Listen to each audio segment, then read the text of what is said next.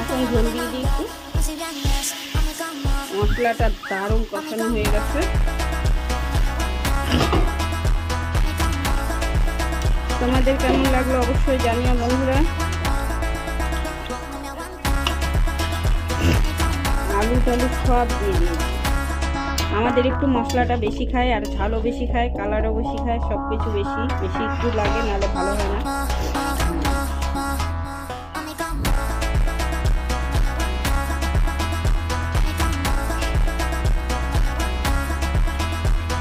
এই দেখো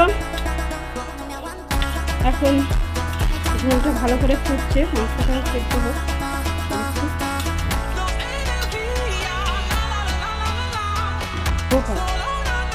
এই দেখো সুন্দর আমার চিকেন রান্না হয়ে গেল, সানডে চিকেন। এখন দিয়ে দিচ্ছি